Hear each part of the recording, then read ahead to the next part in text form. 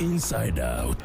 Bwali bukeddeko ku makya ng'ozuukuse mu buliri bw'oba otudde ku kitanda kyo nga oba tolina kye waakoze kale katugambe oba bwali buzibyeko ekiro ng'oli awo ogenda okuwummulako n'otwalayo akaseera n'olowooza ku bantu abatalina mukisa gw'olina kubanga gw'ozuukuka n'onaaba n'otambula n'ogenda ku mirimu gyo abantu bo nga bali bulungi ng'abafamire booli nabo olina n'omukisa ogubalaba n'okomawo ekiro n'obasanga naye ate waliwo abo nga bo bambi bali eyo mabega wa mitayimbwa mu makomera ag'enjawulo wano lye twandigezezzaako lyeri Luzira ng'ate n'abasinga ku bo oba abamu ku bo nga baasalirwa kibonerezo kya kuwanikibwa ku kalabba.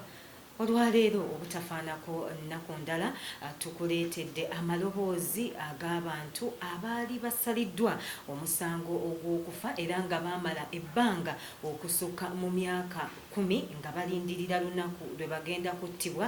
Batunnyonnyole era batubuulire akaseera ako ke baayitamu ebirowoozo bye baalinanga okutya n'ebiringa ebyo. Bano nno era tugenda bagattako amaloboozi ag'abakugu abalwanirizi b'eddembe bannamateeka n'abalinga abo. Nkwaniriza ku program Inside Out. This is Inside Out. Amannya gange nze Justina Nankya. Namala emyaka 25 nga ndi ku ddefiro.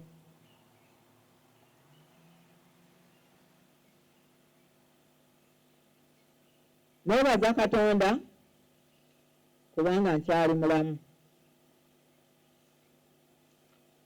Katonda kubanga akyandesseeyo si lwa bulungi bwange naye lwa kisa kye. Okusalira omusango ogw'okufa kiyinza okuba nga sikikosa nga ggwe naye nga kikosa abaana bo, nga kikosa famire yo, nga kikosa ab'eŋŋanda zo, nga kikosa mikwano gyo. Nze ku lwange kyankosa nnyo kubanga taata wange yali tamatuuka na kufa naye bwe yalabanga nga emyaka gigenda tebansumulira ensi n'omutama n'atamwa buli kimu.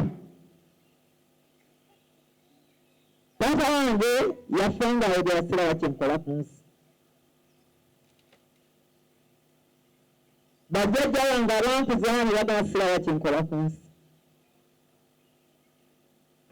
Oyinza okulowooza nti kikosa gweka naye nga tekikosa ne famire yo, kikosa ab'eŋŋanda zo. Ate nange nze nnyini kinkosa kati ndooza mundaba. Mukama waffe Yesu yeebazibwe. Amiina. Twebaza Katonda olw'obulamu bw'atuwadde ffenna. Neebaza nnyo Mukama Katonda kubanga atukuumye. Mu nsi muno mwe tuyita tetuli bulungi. Nze nali musibe okumala emyaka 24. Abaana bange nalekayo nga bato. Naye embeera gye nayitamu n'ekyantuusa okwesibya. Kyova ebiseera ebisinga saagala baŋŋambe pamo ndyogera mpulira ng'afa. Buli mwaka nga ennaku z'omwezi 10 omwezi ogw'ekkumi ebitongole abantu ssekinnoomu n'amawanga okwetooloola ensi yonna bazisinkana okusobola okutandika okukolera awamu oba okuzza obujjakaweefube ow'okulwanyisa ekibonerezo eky'okuwanika abantu ku kalabba ssaako n'okugatta amaloboozi okulaba nti buli nsi na buli ggwanga lyonna lijjawo ekibonerezo ekyo. Omwaka guno ab'ekitongole ky'ensi yonna ekikulira eddembe ly'obuntu ekya International Federation for Human Rights FIDH nga bakolagana n'amawanga amalala n'ekitongole ekigatta abo bonna abalwana okuggyawo ekibonerezo kino ekya World Coalition Against the Death Penalty nga muno nno mwe muli n'ekitongole ekya Foundation for Human Rights Initiative bakuŋŋaanye wali ku Human Rights House Ensambya olunaku lw'eggulo okwongera okusala entoto wamu n'okwongera ku maloboozi agawakanya ekibonerezo kino. Omulamwa gw'omwaka guno oba giyite theme gutambulira wansi nga gugamba nti ekibonerezo ky'okuwanika ku kalabba kijjibwewo tekirina gwe kiyamba, tekirina gwe kigasa kubanga obulamu bwonna bwa muwendo. Mu Lungereza oba mu lulimi olufuutifuuti kyewandigambye nti the death penalty protects no one, abolish it now, all lives matter. Ekimu ku bintu ebisinga okwewuunyisa abalwanirizi b'eddembe n'okubabobya omutwe ku nsonga eno kwe kuba nti abantu abawanikibwa ku kalabba yaani oyo ateekeddwa okubeera ng'awanikibwako, era bagamba nti bw'oba tokyetegereza bulungi oyinza okulowooza nti oba oli awo awanikibwa ku kalabba yakosebwa, kyokka bambi bw'ogenda okwetegereza nga ye takosebwa naye ate nga abantu abo baba alese emabega omuli abafamire ye okugeza omukyala, abaana oba omwami, abazadde n'emikwano be baba basinga okukosebwa. Wandigambye nti oba ne famire yaabo eyattibwa, katugeze nti waaliwo obutemu era eyakola obutemu bwe n'asalirwa omusango, abafamire eri ey'omuntu eyattibwa bayinza okuba nga abafunye obwenkana, naye era okusinziira ku Dr. Livingstone Ssewanyana ono nga yakulira ekitongole kya Foundation for Human Rights Initiative era nga abadde mukulu nnyo era nga amanyikiddwa nnyo mu kulwanirira eddembe ly'obuntu wano ku Ssemazinga Africa okutandikira mu ggwanga lyattu Uganda naye n'okwetoolola amawanga gonna okusingira ddala ageegattirwa mu kitongole ekya United Nations. Ye agamba nti okuwanika oyo abazizza omusango ku kalabba tekirina gwe kiyamba naddala eri famire oba ab'oyo eyattibwa oba n'oyo eyakola ekikolobero. Gavumenti zonna nyangu nnyo okukozesa approach eyo gye bayita reactionary okusinga preventive. Nze kankuwa ekyokulabirako. Mu 1999 bwe batta abantu 228 nga ne Hajji Sebirumbi omutaddemu. Mu gavumenti eno gye tuli eno yennyini NRM abantu 28 baba Luzira wali babatta. Kituufu nti baba nakutta Pulezidenti ateekako omukono. Ye aba yaseddeko. So yateekako. N'ekikwewuunyisa kiri kimu. Bwe baali batta abantu 228 kwolwo olunaku lwennyini lwe baabatta bwe tuddayo mu history bomu lwe zaavuga endeeba. Ekitegeeza nti oli akasuka bomu endeeba tebimukwatako oba oli omukola ki okuwanika kalabba tebimukwatako kubanga ekigendererwa kirala. Kati tuddayo lwaki ekibonerezo ky'okwanika omuntu kalabba tekirina mugaso. Ekisookera ddala baani abafuna ekibonerezo ekyo ekyokuwanikibwa kalabba okusingira ddala be baavu abatasobola kufuna looya asobola okubawolereza ne bejjeerera. Abatemu bennyini bafuna balooya kubanga bo balina obusobozi bo ne bejjeerera. Yabaffe olwo gavumenti ekola etya mu kaweefube ono. Dr. Ssewanyana era bw'ati bwakkaatiriza. Sookera ddala kampeyini oba kaweefube okugyawo ekibonerezo ekyokuwanika omuntu kalabba tekitegeeza nti tuwe ebbeetu abazzi b'emisango abamenyi b'amateeka bamenye amateeka kubanga tebasobola kuwanikibwa kubanga nabyo buyisudde obutemu obungi. Ekigendererwa kye kino. Ekigendererwa nti ensi etambulira ku nfuga y'amateeka n'ebiragiro essa nnyo essira mu kulaakulanya ebitongole ebirwanyisa obuzzi bw'amateeka, obuzzi bw'emisango. Ekibonerezo ekyokusibwa amayisa kyazuulibwa nti kiteeka omuntu ku bulumi kubanga abeera mu kkomera ng'akimanyi nti taliddamu kufuluma bweru kubeera mu bulamu obwa bulijjo oba okuddamu okutabagana n'abantu be. Ekibonerezo kino era ekyokusiba amayisa kyazuulibwa nti abasibe bakitya nnyo okusinga ekyokuwanikibwa ku kalabba kubanga ng'oggyeko omusibe ekyokusula ku tebuukye ng'alindirira okuwanikibwa ku kalabba bw'amala okuttibwa obulumi abeera takyabuulira naye ate bw'asibwa amayisa obulumi obw'okubeera munda okumanya nti taliddamu kufuluma bweru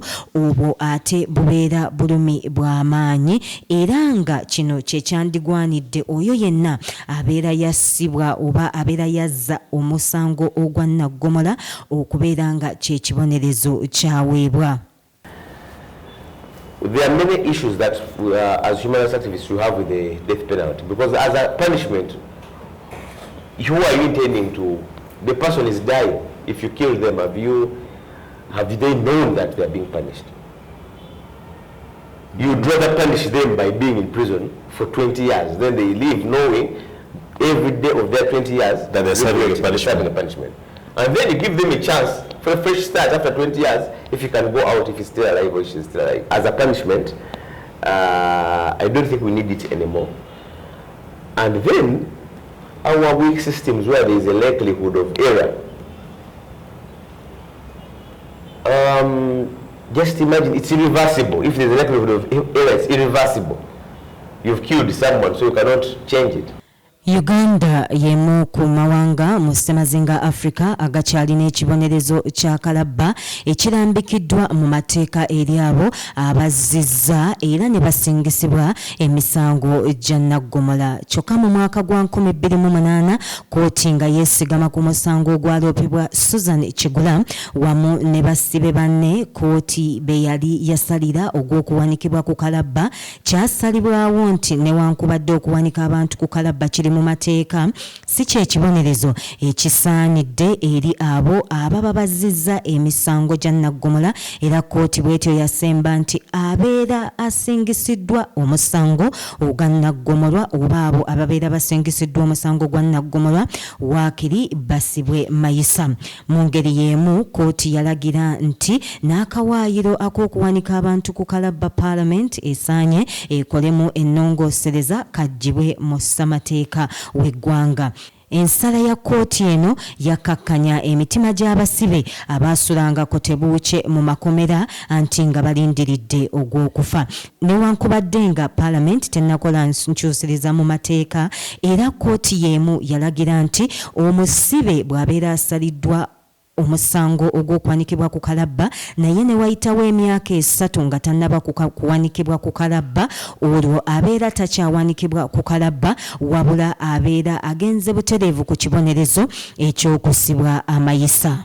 Ensi 23 zonno ze zaawerera ddala ekibonerezo kino ate ensi 55 zo zikikozesa mu musango ogusukka mugumu nga ne Uganda eri mu nsi ezo nga bwe nakunnyonnyodde waggulu wali. Amawanga 16 gamanyiddwa nga omwaka oguwedde ogwa 2023 gawanika abantu ku kalabba. Muno nno mwe mwali eggwanga lya China, Iran, Saudi Arabia, Somalia ne America. Wetwogerera abantu abawerera ddala emitwalo 27,678 mu nsi yonna be balindiridde okuwanikibwa ku kalabba nga baamala dda okusalibwa emisango balinze bulinzi lunaku lwa kuttibwa ku bano 5 ku buli 100 bakazi. Wiiki ewedde ab'omukutu gw'omutimbagano gw'ebyempuliziganya ogwa SML News UG Company emanyikiddwa ennyo mu kusindika amawulire ku mikutu gimigatta bantu ate era kampuni enkugu mu kufuluma ebifaananyi n'amaloboozi ng'era kampuni nsuubuzi era eyamba kampuni endala okulanga ate era nga kampuni y'abakugu abeebuuzibwako mu byempuliziganya yalangirira omukago ogw'enjawulo n'ekitongole ekirwanirira eddembe ly'obuntu mu Uganda Foundation for Human Rights Initiative okubeegattako n'okubayambako mu kaweefube ow'okulwanyisa ekibonerezo ekyokusiba abantu oba ekyokuwanika abantu ku kalabba. We believe that the death penalty is a cruel and inhuman punishment that undermines these fundamental values. Our partnership with FHR, therefore, is driven by our commitment to using a platform for social good. We aim to amplify the voices of those advocating for abolition, create awareness about the issues surrounding capital punishment, and stimulate meaningful conversations among Ugandans on the abolition of this penalty. Through this collaboration, SML News UGI will leverage its media expertise networks to publicize the campaign's key messages and events, produce informative content highlighting the human impact of the death penalty, engage the public through traditional media and online social media on the abolition of this human treatment. We are excited to work with FHRI, whose record is in indelible ink, and contribute to the national conversation on this critical issue. Together, we can promote a more just, compassionate society where human rights are respected and protected. SML News UG nsanyufu nnyo okubeera nga eri ku kampeyini eno obaka weefubono w'okwongera ate okusaasaanya amaloboozi agalwanyisa ekibonerezo kino okulaba nga kiva mu ssemateeka waffe. Kakati mukwano gwange, oli munnamawulire, oli mulwanirizi wa ddembe, oli munnamateeka, oli mulamuzi, oba oli mubaka wa paalamenti, abange oli munnabyabusuubuzi gweweeberereyo mu mirimu gyo, oli muyizi ku yunivasity, oli influencer ku social media, wonna mu kiti w'oli, si nsonga wa w'oli oba w'osangibwa, naye ensonga eno etukwatako ffenna nga bannansi, kubanga tomanya nti olwaleero oyinza okuba nga si yeggwe, naye ate enkya n'obeera nga yeggwe. Buno obukya buziba, tomanya kiyinza kubaawo, oba nga si yeggwe naye ate ne weesanga nga muntu w'omukwano gwo n'ebiringa ebyo. Y'ensonga lwaki tukukubiriza era tukukubira omulanga okutwegattako mu kampeyini eno oba mu kusaasaanya amaloboozi gano, tulabe nga kaweefuba ono abo bonna bekikwatako bongera ate okukakasiza ddala nti ekibonerezo kino kyandivudde mu ssemateeka waffe. Nsigadde nze Teddy Namayanja ku lwa SML News UG, tusisinkane nate olundi.